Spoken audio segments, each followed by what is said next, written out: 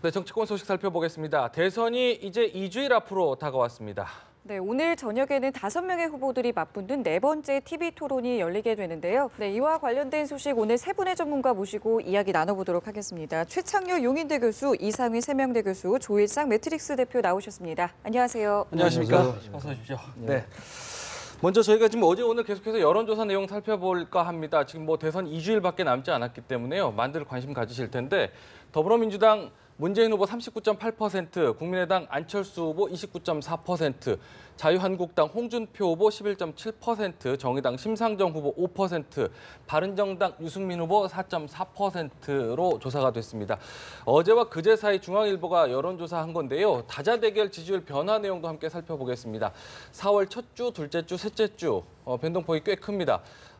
둘째 주에 지금 더불어민주당 문재인 후보, 국민의당 안철수 후보 폭이 좀 근소하게 오차 범위 안에까지 좁아졌다가 다시 오차 범위 밖으로 벌어진 모습이 나타나고 있고요. 그 사이 자유한국당 홍준표 후보가 두 자릿수로 올라선 모습을 함께 보고 계십니다.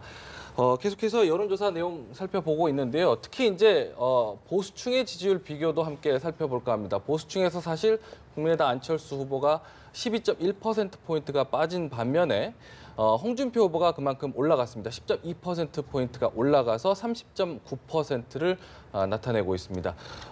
또다시 함께 특히 이제 TK 지역도 함께 살펴보면요. 국민의당 안철수 후보 46.2%까지 올랐던 지난주 지지율과 비교해서 15% 이상 15%포인트 이상 빠졌고 나머지 그 빠진 지지율을 더불어민주당 문재인 후보, 자유한국당 홍준표 후보가 가져가는 모습을 함께 보셨습니다. 네, 연령별 또 지지율의 변화도 저희가 좀 살펴봐야 될 것 같은데요. 안철수 후보가 지난주에 비해서 약 10%포인트가 빠졌고요. 홍준표 후보가 마찬가지로 10%포인트 이상 올랐습니다. 26.1% 나타내는 모습 저희가 확인할 수 있습니다. 네, 조일상 대표께 먼저 좀 여쭤볼게요. 사실 저희가 앞서서도 지금 안보 이슈와 관련해서도 계속 얘기했고 앞서서 계속해서 토론회에서도 안보 이슈가 굉장히 그 최대 화두가 됐고 송민순 그 회고록이라든지 뭐 문재인 후보로서는 악재가 되지 않겠느냐 이런 이야기가 있었는데 오히려 더불어민주당 문재인 후보 같은 경우 굉장히 올라가는 결집하는 모습을 좀 보여주고 있고 보수층에서도 약간 이렇게 좀 흐트러지는 모습이 좀 보이고 있거든요. 이거 어떻게 좀 분석을 해봐야 될까요? 이 전통적으로 안보 이슈라고 하는 것은 진보 진영의 아킬레스건이었다. 그래서 역대 정권에서 상당히 이런 이슈들이 등장할 때마다 진보 진영의 어떤 지지율이 좀 떨어지는 양상들이 있었는데 최근에 와서는 그런 부분들이 오히려 줄어들었고요. 그리고 이번 선거의 경우는 이제 양강 구도 속에서 이제 안철수 후보가 진보와 보수 스탠스가 좀 애매한 부분들이 있습니다. 그래서 양쪽의 진영 논리가 강해지면 강해질수록 오히려 그 문 후보와 홍 후보 쪽으로 이렇게 지지세가 좀 그 강해지는 그런 양상을 띠기 때문에 네. 오히려 뭐 진보 진영 입장에서 이 안보 이슈가 불리한가에 대해서는 다시 한번 생각해 볼 수가 있지 않을까라는 생각이 듭니다. 네, 그럼에도 보면 사실 뭐 보수 후보도 그렇고요. 국민의당 안철수 후보 같은 경우도 그렇고 송민순 그 문건과 관련해서 문재인 후보를 향한 공세는 계속해서 이어가고 있지 않습니까? 네. 뭔가 좀 해명이 좀 깔끔하지 않다 이런 부분을 계속 지적하고 있는데요. 일단 송민순 회고록 부분에 있어서는 실질적으로 이제 국가 지도자가 될 사람들의 기본적인 자세로서 안보관이 중요하다. 뭐 이 부분에 대해서는 어느 정도 이제 검증의 대상이 될 수밖에 없는 그런 상황이죠. 네네. 그러나 이 부분은 이제 끌고 갈 동력이 있느냐 없느냐에 대한 부분인데 실제 이제 안철수 후보 같은 경우에는 중도적 보수 성향을 가지고 있는 그 지지층도 유입하려고 합니다. 네. 그런 상황에서 본다 그러면은 실제 중도라는 부분이 굉장히 힘든 부분이거든요. 뭐냐 그러면 좌우로부터 공격받을 수밖에 없습니다. 네. 앞서서 지적을 하셨습니다만 안철수 후보의 지지도가 토론을 지나면서 계속 정체성 또는 하락세를 유지하고 있는 그 자체가 양쪽으로서 공격받기 때문에 말하기가 굉장히 어렵다는 겁니다. 예. 이런 것 때문에 그렇기 때문에 좀 문제가 있다는 것이고 그에 따라서 안보관을 집중적 공세를 통해서 안철수 후보가 문재인 후보를 공략한다 하더라도 이 부분에 대한 부분들이 크게 임팩트가 없다는 부분. 그다음 두 번째로는 뭐냐 그러면은 지지율의 견고성입니다. 즉 다시 말씀을 드리자면 문재인 후보가 지금까지 나타낸 지지율은 수년 동안 축적된 그 견고성이 단단하다는 것입니다. 네네. 이것들이 안보관에 있어서 소위 이야기하는 뭐 대북 장사론, 안보론, 안보 장사론 이런 것을 흔들릴 수 있는 지지도가 아니다라는 것이 지금 지지도의 추세로 나타나 있다는 것입니다. 그렇다 그러면 이 부분에 경고성을 제외한 나머지 지지율을 확보할 수 있는 것인데 이것을 안철수 후보가 유입하기 위해서는 확실한 스탠스를 또 보여줘야 되는 부분인데 네. 중도적 성향이 있기 때문에 앞서 말씀드렸다시피 뭔가 모호한 태도를 가질 수밖에 없는 것들이 그런 경고성을 떠난 나머지 유연한 지지도를 유입할 수 있는 흡입력이 굉장히 약하다 이렇게 보는 거죠. 어쩔 수 없는 한계로 지적되는 부분 아니겠습니까? 그러면 안철수 후보로서는 이 부분을 극복할 수 있는 뭔가 좀 모멘텀이 좀 필요할 것 같은데요. 그 색깔론을 가지고 이념 논쟁의 프레임에 가두려 하는 전략이라고 저는 생각을 해요. 예. 홍준표 후보도 그렇고 일정 부분 안철수 후보도 그 부분에 지금 편승한 거라고 생각하거든요. 주적 논란도 그렇고 송민순 회고록도 그렇고 말이죠. 그런데 지금 두 분이 잘 말씀하신 것처럼 네. 과거 프레임이기 때문에 이것이 당장 지금 북한의 도발이 현실화되지 않았잖아요. 도발의 가능성은 대단히 높아지고 있기 때문에 네. 한반도를 둘러싼 위기 상황이 고조되는 것만은 분명해요. 그러나 당장 도발한 것에 대한 어떤 그 대처의 상황이 아니고 송민수 회고록 그 얘기만 해도 2010년도 얘기고 대북 송금 얘기도 그렇고 주적 논란은 사실은 굉장히 공허한 논란이거든요. 어떤 면에서 볼 때 그렇다 보니까 유권자들이 더 이상 이러한 색깔론에 별로 좌우되지 않는 거죠. 물론 이제 문재인 후보의 지지층이 대단히 고정적이고 탄탄한 면도 있고 네. 또 안철수 후보의 그 지지층이 보수표가 유입돼서 이제 양강구도가 됐던 건데 불안한 지지라 하더라도요. 그런 부분 이전에 색깔론 자체가 국민들에게 더 이상 어떤 그 먹혀 들어가지 않는 거예요. 그런 점 때문에 안철수 후보의 지지가 저는 빠지는 거라고 보고 일정 부분 그러니까 이 안보 이슈를 제기해도 네. 문재인 후보의 지지가 올라가는 것은 문재인 후보의 지지층들이 결집하는 것이고 네. 오히려 안철수 후보의 지지자들이 홍준표 후보에 가는 경향이 있어요. 그러니까 이 안보 이슈 제기하는 거는 어쨌든 안철수 후보에게는 썩 유리한 구도는 아니라고 봐야 되겠죠. 그런데 이제 문재인 후보로서도 사실은 송민순 회고록과 관련해서 앞서서 말씀드렸지만은 계속해서 뭔가 해명이 명확하지 않다라는 이야기도 있고 계속해서 지금 문건에 대해서 그 송민순 전 장관 같은 경우도 계속해서 공개하면서 좀 문제 제기하고 있는 부분이 있지 않습니까? 후보 상대 진영에서는 그 사실은 그것도 거지만 지도자로서 거짓말한다. 계속 말이 바뀐다라는 부분을 지적하고 있는데 남은 2주 기간 혹시 이 부분이 어떤 악재로 작용할 가능성에 대해서는 어떻게 보세요? 충분히 저는 있다 봅니다. 왜냐 그러면은 다른 외적인 변수로 인해서 북한의 태도가 어떻게 달라질 것인가에 대한 부분이 대선 정국의 결정적 흐름을 이제 가려놓을 수도 있는 부분이 있고 네. 또 송민수 회고록에 대한 문제도 앞서 말씀을 드렸습니다만 이 부분은 국가 지도자가 될 수 있는 기본적 자질이 들어가는 것이거든요. 이것은 뭐 헌법 66조에도 국가의 계속성이라든가 헌법의 수호라든가 국토해법, 안보 뭐 이런 부분들이 명시가 되어 있기 때문에 이것이 단순한 안보론, 안보 장사 이런 것을 치부하기에는 이 부분이 너무 또 중요한 사안이다 이렇게 봐야 되는 것이죠. 그렇기 때문에 중요한 것은 실질적 진실이 어느 정도 가까워질 수 있느냐에 대한 것이 변수가 될 것 같습니다. 이 실질적 진실이라는 것은 이런 것이죠.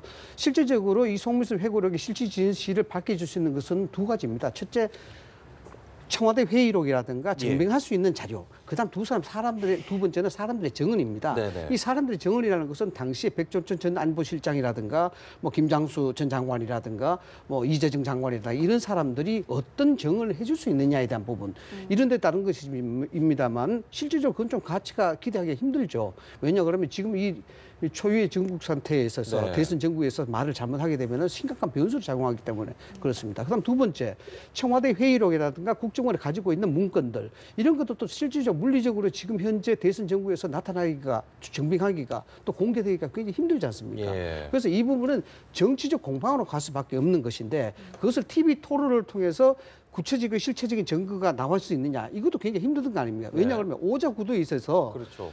누 쪽은 디펜스가 되는 것이고 누 쪽은 공격이 되는 것이고 어느 한쪽은 또 방어가 되는 것이고 네. 그래서 논점 자체가 굉장히 집중성이 없고 몰입도가 떨어지기 때문에 결국 정치적 공방으로 끝까지 갈 수밖에 없다라는 것입니다. 네.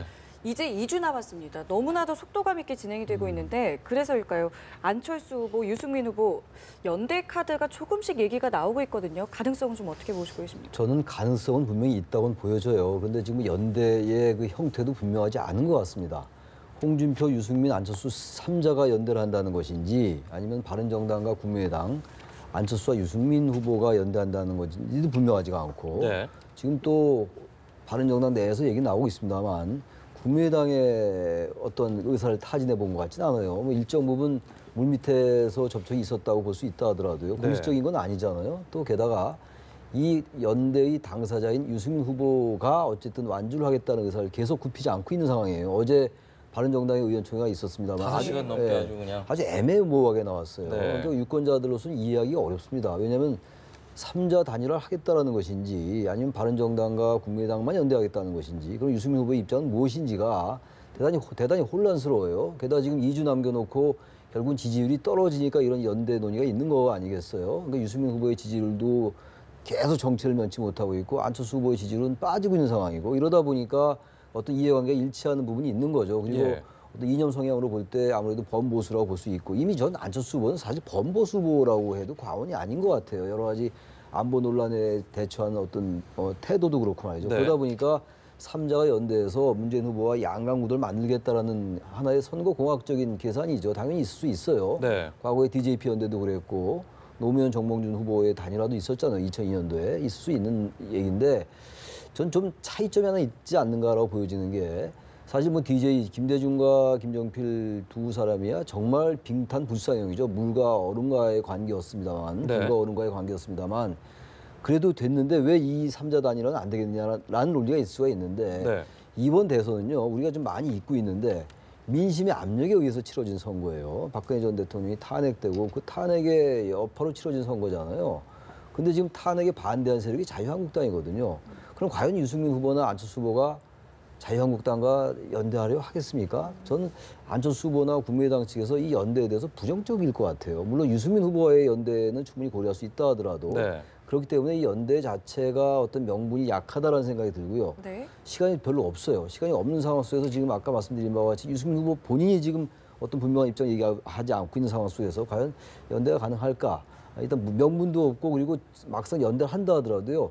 지지율이 그렇게 오를 것 같지도 않아요, 지금. 네. 아까 색깔론이 잘 먹히지 않는다고 제가 말씀드렸잖아요. 이 연대도 국민들이 선거 승리만을 위한 이른바 인위적 연대라는 느낌을 가지지 않겠어요? 그렇기 때문에 흔히들 정치권에서 비판에 맞지 않는 선거만을 위한 선거공학적 단일화다. 이런 것 때문에 저는 사실상 득표에도 도움이 안 되기 때문에 결론적으로 명분과 실리가 좀 약한 연대 논의가 아닌가 이런 생각이 좀 듭니다. 명분과 실리 이야기를 하시는데요. 안 그래도 지금 보면 통합의 명분을 어떻게 잡을까, 또 어느 선까지 이렇게 통합을 이뤄낼까에 대한 고민들이 좀 조금씩은 서로 다른 것 같아요. 바른정당과 자유한국당도. 바른정당 입장에서는 굉장히 이제 급박한 상황이라 봐야 됩니다. 이것이 이제 명분과 실리를 어느 쪽에 택할 것인가에 대한 문제인데, 네. 뭐 정당이라는 것이 관념과 철학과 가치를 가지고 이야기합니다만 지금은 차악을 선택할 수밖에 없는 것도 다 이 철학과 가치를 실현시키기 위해서는 세력이 규합이 돼야 되는 것이고 정권을 만들어야 된다라는 것에 이제 이 통합화에 대한 부분, 단일화에 대한 그런 명분을 이제 이야기를 할 수가 있는 것이죠. 실질적으로 이 상태에서 대선이 끝날 경우 진짜 유승민 후보의 3, 4% 지지도 이걸 가지고 끝날 경우에는 바른정당 입장이 굉장히 흔들릴 수밖에 없는 상황이 되는 겁니다. 네. 국정 동력이 떨어질 뿐더러 그다음 선거 참패에 대한 당내 갈등이 심각하게 제기될 것입니다. 그래 되면은 또 이합 집산에 대한 논리, 또 분열을 될 수밖에 없는 그런 구도로 갈 수밖에 없는 것이고. 네. 그다음 세 번째로서는 예상될 수 있는 개헌이라든가 근력 분집에 있어서 유리한 고지를 점령하지 못한다. 이런 현실적인 구도가 있는 부분이거든요. 네. 그래서 지금 당내에 있는 33명의 의원들은 한 세 가지 가닥으로 이야기를 하고 있는 것 같아요. 국민의당하고 같이 합치는 게 맞지 않느냐. 그다음에 아니다. 유승민 후보와 같이 우리가 독자, 광야에서 죽는 길을 택하자. 이런 게 있고 그다음에는 자유한국당에 우리 같이 통합하자. 뭐 이런 네. 세 가지 기류가 있을 것 같은데 어느 쪽이든 사실상 유승민 후보에 있어서는 굉장히 고립무원의 지경으로 모으는 그런 형국이 될 수밖에 없는 것이죠. 네, 네. 그래서 선택은 봐야 되겠습니다만 어제 의총을 했다는 이 자체가 네. 이미 바른정당의 유승민 후보의 지지도 그리고 대선 후보의 행보 이 부분에 대해서는 상당히 힘을 동력을 잃어버린 그런 결과가 났게 되고 결단을 해할 수밖에 없는 상황이 오지 않겠느냐 예. 그런 입장입니다. 지금 보면은 산술적으로는 어떻게든 뭐 이렇게 더하기 빼기 해서 모아 보면 뭐 지금 1위를 달리고 있는 문재인 후보와 어느 정도 이렇게 좀 수치가 맞을지는 모르겠지만 이게 과연 산술적인 계산으로 맞느냐에 대한 고민들을 하고 계신 것들 같아요. 어떻게 분석을 하고 계신가요? 요즘 나오는 여론조사 결과를 보면은 이제 문재인 후보가 한 40% 정도의 지지를 받고 있습니다. 그리고 또 적극 투표 의향층에서 보면은 더 높게 한 2~3% 포인트 정도 더 높게 나타나고 있는 상황이고요. 그다음에 여전히 유보층들이 존재하기 때문에 거기서 또 몇 프로를 받게 되면은 뭐 그 지난기에 받았던 지지율까지는 안 되지만 거기에 네네. 육박하는 지지율에 도달한다라고 할 경우에는 오자 구도에서는 거의 필승이라고 봐야 되겠죠. 그렇기 때문에 이 남은 2주간에 어떤 다른 좀 돌파구를 모색하려는 시도들이 있을 거라고 생각을 하고요. 그게 네.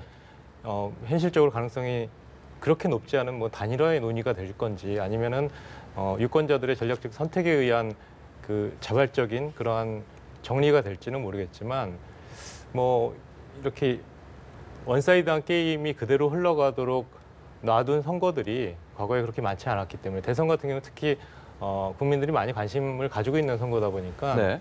그러한 부분들이 좀 어떻게 될 건지는 좀 우리가 관전 포인트로 봐야 되는 부분이 아닐까라고 생각을 합니다. 지금 보면은 어쨌든 단일화 효과를 가장 크게 보려면 30일 투표용지 인쇄되기 전에, 그러니까 일주일 정도밖에 남지 않았잖아요. 일주일밖에 안 남았죠. 일주일밖에 남지 않았는데 네. 그 사이에 지금 어느 정도 이제 분명히 움직일 가능성은 좀 있다라고 얘기를 하시는데, 사실 국민의당 같은 경우는 말씀하신 대로 이렇게 국민의당 입장을 뭘로 봐야 될까요?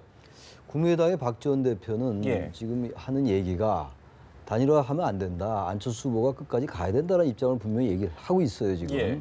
글쎄요, 그것이 이제 뭐 끝까지 단일화 연대하지 않겠다라는 얘기인지는 모르겠어요. 여러 가지 뭐 복선이 깔린 얘기일 수 있다 하더라도요. 시간이 너무 없어요. 제가 아까 DJ 편들 얘기했습니다만 네.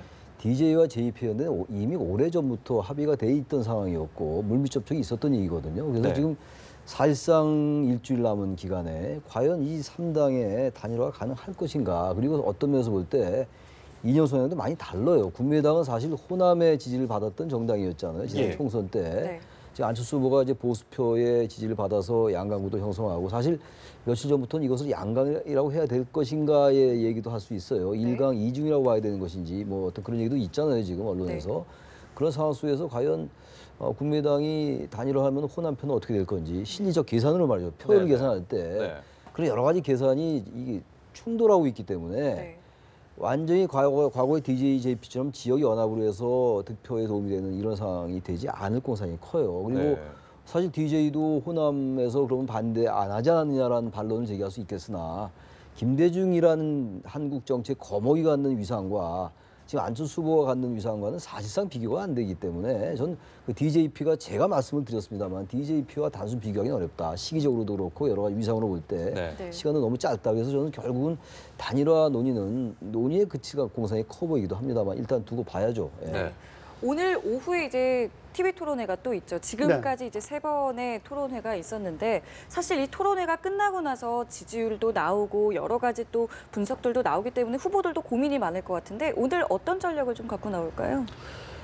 지난 23일의 토론에 있어서는 서로 이제 아킬레스를 집중적으로 공략하는 뭐 선거가 이제 과열되다 보니까 아킬레스를 집중적으로 공략하는 그런 형태가 됐습니다만 네. 일부 후보들의 입장에서는 좀 감정적 대응도 했었다는 그런 비판이 있었습니다. 상당히 기대는 많이 했었지만 재미는 없었던 그런 후보 토론이었다 네. 이렇게 볼 수가 있는데 이번 토론에 있어서도 아마 그 같은 양상은 좀 진행된 걸로 봐야 됩니다. 선거가 막판에 갈수록 네거티브 검증에 대한 부분들이 절대적으로 필요하다. 라는 부분이거든요. 네. 이거 왜 그러냐 그러면은 정책 선거가 되지 않기 때문입니다. 이게 시간적으로 물리적으로 한계가 있기 때문에 결국 정책에 대한 옳고 그름을 떠나서 이 후보가 자질이 있느냐 없느냐 이 부분을 더 포커스에 맞출 수밖에 없는 것이죠. 그래서 오늘도 네거티브 검증에 대한 부분이 활발하게 일어날 걸로 이렇게 예상이 되어지는데 문제는 그렇습니다. 토론회가 계속되면 될수록 안철수 후보의 지지도는 계속 하향이라든가 정체성 답보를 걷고 있는 부분, 문재인 후보 쪽은 그대로 이어지는 부분 이런 것들은 뭐 앞서도 지적했다시피 지지율이라는 경고성도 있습니다만 네. 실제 5자 모임의 이 토론회라, 5자 토론회라 이 부분이 궁극적인 한계를 가지고 있는 것입니다. 네. 이것이 양자 토론회라든가 뭐 이렇게 된다 그러면은 몰입도 자체, 집중도 자체가 아주 뭐 극대화될 수가 있는데 5명이서 토론을 하게 되면은 그 집중자 자체가 아주 약화될 수밖에 없는 것입니다. 예, 예. 그렇기 때문에 네거티브 검증에 있어서도 실질적 공격을 가장 많이 받는 입장인 문재인 후보의 입장에서도 이런 부분들은 상당히 유리한 국민으로 끌고 갈 수밖에 없는 그런 국민이 되지 않을까 그런 토론회가 된다. 지금 여러분들께서 지적하시는 부분 정책 토론에 좀 실패했다 뭐 이런 얘기들을 하는데 사실 근데 TV 토론회를 본 뒤에 민심의 변화는 더 큰 것 같아요. 그리고 TV 토론회 이후에 지지하는 후보도 바뀌겠다는 여론조사들도 좀 곳곳에서 나오는 것 같고요. 향후 지금 남은 TV 토론회를 통해서 지금 계속 같은 방식으로 좀 진행이 될 텐데요. 뭐 한 번에 선관위 앉아서 하는 거 말고는 똑같을 텐데 어떤 변화로 이어질까요? 그 과거에 이제 역대 선거에서 TV 토론이 끼치는 영향을 보게 되면은 예. 별로 없었습니다. 후보가 잘했든 잘 못했든 간에 이제 뭐 별로 변화가 없었는데 그 대부분의 선거들은 이제 그 진영 싸움으로 어떤 구도 속에서 진행되는 선거였고 이번 같은 경우는 진영 구도가 약간 좀 복잡한 다자구도의 경향을 띠고 그러다 보니까 이 TV 토론을 통해서 이 군소 후보들이 스포트라이트를 받는 그런 효과들이 있고 그러다 보니까 교수님 말씀하신 것처럼 여러 가지 좀 깊이 들어갈 수 없는 그런 한계들이 존재를 하는 거죠. 네. 그러다 보니까 이제 뭐 다들 이 TV 토론을 어떻게 볼 것인가에 대한 고민들을 많이 가지고 있을 거라고 생각합니다. 근데 결론적으로는 뭐 이 TV 토론이 이제 3회 정도 남았는데 네. 그 사이에 유권자들이 뭐 충분한 고민들을 해서 좋은 결정을 내릴 거라고 생각을 합니다. 1분 정도 시간이 좀 남았는데. 오늘 토론에는 생각보다 상당히 포지티브한 측면이 많이 있을 것 같아요. 그 네거티브가 대단히 소극적이고 부정적인 그리고 상대방을 깎아내림으로써 자신이 이제 득표하는 이런 부분들이었는데 아주 유권자들에게 인기가 없었어요. 보수권, 진보권 간에. 그래서 오늘 토론에는 양식도 좀 바뀐 것 같고요. 뭐 주도권 토론을 다시 부활시켰잖아요. 네. 그리고 한 후보가 3명한테 꼭 물어봐야 되고 또 2가지 주제로 완전히 이제 한정을 시켰기 때문에 오늘 후보들은 전체적으로 볼 때 지난 토론회보다는 안보도 그렇고 말이죠. 오늘 안보하고 사회적 양극화 두 가지 주제거든요. 그러니까 사회적 양극화에 있어가지고는 좀 변별력이 좀 생길 것 같아요. 전반적으로 증세 문제라든지 이런 복지 문제 이런 것들에서 약간 차별성이 있을 것 같고 네. 안보도 더 이상 계속 과거의 프레임으로 이렇게 가두려 하는 이런 시도들은 현저하게 적어지지 않겠나 이렇게 보여집니다. 알겠습니다. 알겠습니다. 저희 세 분 말씀 여기서 마무리 짓겠습니다. 오늘 말씀 고맙습니다. 고맙습니다. 감사합니다.